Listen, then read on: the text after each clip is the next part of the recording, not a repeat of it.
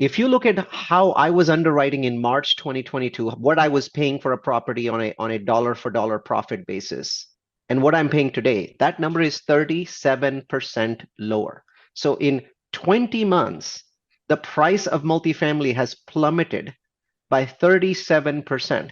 The demand for multifamily is exactly the same. I'm still seeing, if I was seeing 20 offers 20 months ago, I'm still seeing 20 offers. On a scale of 1 to 10, where do you feel like the buying opportunity will be in 2024? And what's your thesis on that?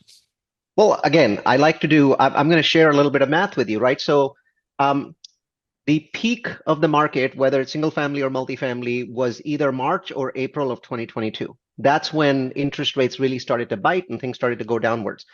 From there to now, which is the end of 2023, single family hasn't dropped at all. In fact, it dropped 1%, then it went back up 1%. So it's basically been flat since then. So that market is not a buyer's market at this point of time, simply because there's no decline from peak. So all that happened is interest rates put a halt there. And the reason for that was the lock-in effect. People are locked in with interest rates at 2%, 3%, 4%. And so they're not leaving their homes. And so there's very little supply in the marketplace. And it's holding prices at the same level pretty much as of, if you look at a year ago and today, prices are the same. Now, that isn't the case for multifamily. Multifamily did not have the lock-in effect. Multifamily, the vast majority of purchases that were happening in 2020, 2021, and 2022 were floating rates. And these rates floated up. They more than doubled. And as a result, here's a number that I think is going to be shocking to people. If you look at how I was underwriting in March 2022, what I was paying for a property on a dollar for dollar profit basis, and what I'm paying today, that number is 37% lower. So in 20 months, the price of multifamily has plummeted by 37%. The demand for multifamily is exactly the same. I'm still seeing, if I was seeing 20 offers 20 months ago, I'm still seeing 20 offers. It's just they're 37% lower on average. So multifamily, when you buy a multifamily, it's not like a single family purchase based on comps. Multifamily is based on your ability to pay for the property.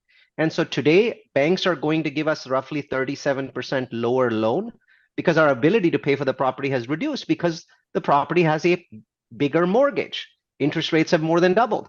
So because of that, we now, everyone, not just me, this is nothing special to do with what I'm doing. The market is paying 37% less for the same dollar of profit as it was 20 months ago.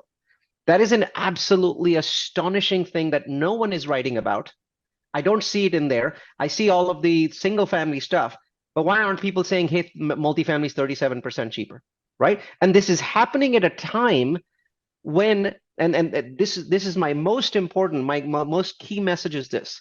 Because of the lock-in effect, prices for single family did not fall. They should have fallen. They must have fallen. In a normal market, they would have fallen at least 20%. They're not falling, which means that today, the mortgage, the average mortgage for a starter home in the United States is double what it was one day before COVID. The average mortgage is double, right? Close to $3,000. It was $1,500 the day before COVID.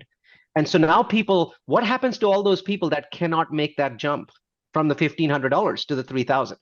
Salaries haven't doubled in the last 3 years. How can people afford that?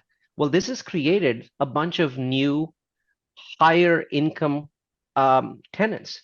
These are people that in a normal time, one day before COVID, would have bought that starter home because they would have qualified.